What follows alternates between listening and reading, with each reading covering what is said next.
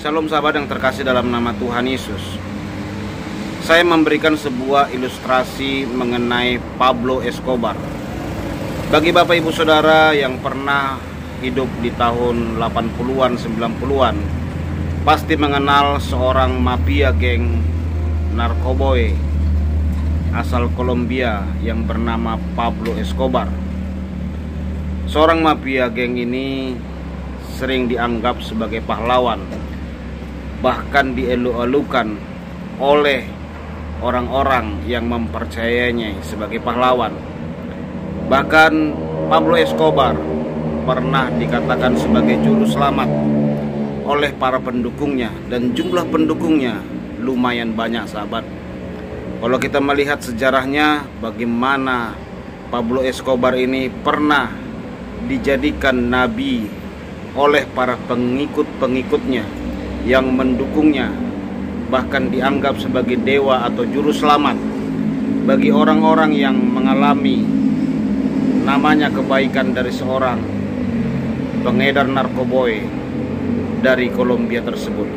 Tetapi di balik itu banyak orang yang menolak dia sebagai seorang juru selamat ataupun nabi, bahkan sebagai pahlawan, karena seorang Pablo Escobar tidak punya kekuatan apa-apa selain dari kekuatan anak buahnya yang selalu melakukan ketekanan, punya pengikut-pengikut yang banyak, dan anak buah yang sangat luar biasa yang siap membela Pablo Escobar. Bahkan seorang petinggi hakim pada masa itu ingin membongkar segala pekerjaan dari seorang Pablo Escobar. Akhirnya diserang oleh pengikut-pengikut setianya, anak buahnya, dengan membela seorang Pablo Escobar. Pablo Escobar bagi pengikutnya tidak boleh dinista ataupun dihinakan, karena betapa tingginya, karena betapa hebatnya derajat dari seorang Pablo Escobar di mata pengikut-pengikutnya. Sering melakukan tekanan-tekanan baik terhadap pemerintah, baik terhadap orang-orang yang membencinya. Saking dermawannya seorang Pablo Escobar, beliau pernah menawarkan jasa untuk membayar seluruh utang-utang negara Kolombia kepada Amerika Serikat sekitar 10 US dollar. Dia memiliki begitu banyak pengikut karena dikenal sebagai seorang dermawan, suka menolong begitu banyak orang miskin dan orang susah.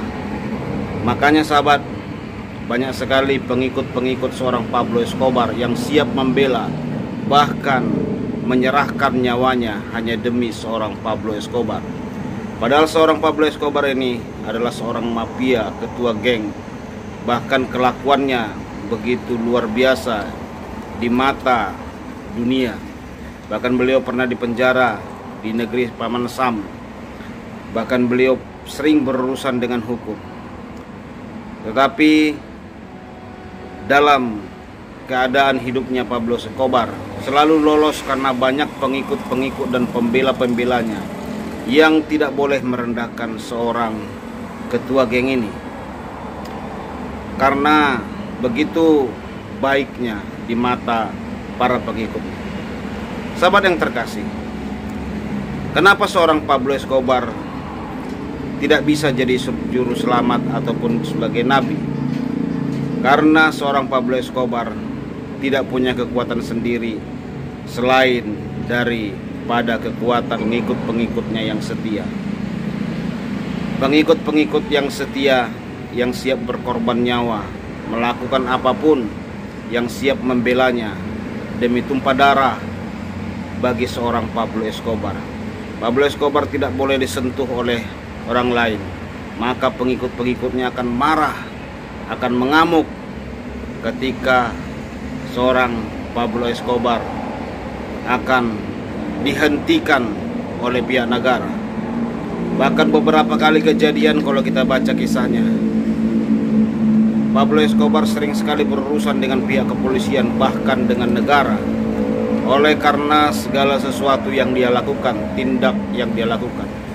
Bahkan seorang Pablo Escobar 7 kali menjadi seorang yang terkaya berturut-turut di dunia. Kalau saudara cek itu, bagaimana seorang narkoboy ini, pengedar narkoba ini, jenis kokain tersebut, menjadi seorang yang terkaya di dunia 7 kali berturut-turut. Dermawannya luar biasa, kebaikannya luar biasa. Tetapi seorang Pablo Escobar tidak bisa menjadi juru selamat dan nabi. Karena apa? Karena perilakunya dan kelakuannya. Siapapun yang membongkar kebusukan dari Pablo Escobar, siapapun yang membongkar tentang kebejatan daripada seorang Pablo Escobar, maka pengikut-pengikutnya siap marah, siap membela, siap untuk berkorban nyawa demi seorang ketua pengedar narkoba ini, seorang ketua geng ini. Sahabat yang terkasih, banyak hal yang bisa kita simpulkan dalam hal tersebut. Karena apa sahabat? Ketika orang menganut sebuah kepercayaan, yang dibutuhkan masyarakat adalah pembelaan dari atas. Bukan dari bawah yang membela ke atas, tetapi dari ataslah yang membela ke bawah. Tetapi banyak orang tertipu ketika dengan pintar dan manisnya ngomong seseorang, walaupun dia bejat, walaupun dia jahat, walaupun dia seorang peracun dan pembunuh banyak manusia, tetap saja ada pengikut-pengikutnya yang siap memberikan nyawanya bagi seorang pemimpin yang berkelakuan bejat ini. Saudaraku, kalau kita membaca Alkitab, begitu luar biasa. Seorang nabi, seorang utusan Tuhan tidak pernah minta dibela ataupun minta didukung. Tetapi seorang nabi justru menyampaikan pesan Tuhan, suara Tuhan, apapun resikonya, bahkan nyawanya pun terancam, tidak diperdulikan oleh nabi ini. Yang penting suara Tuhan dia sampaikan. Itulah seorang nabi, itulah seorang rasul. Tidak pernah seorang nabi itu memohon pembelaan daripada umat-umat yang mendengarkan suara Tuhan yang dia sampaikan. Tetapi yang dia sampaikan sekalipun keras, dia siap terima resikonya. Karena dia yakin dan percaya apa yang dia sampaikan berasal dari Allah, sesuai dengan apa yang dia dengar dari Tuhan. Makanya dia berani. Pemimpin sejati adalah pemimpin yang siap mengayomi bawahannya, bukan justru siap mengorbankan bawahannya demi seorang pemimpin.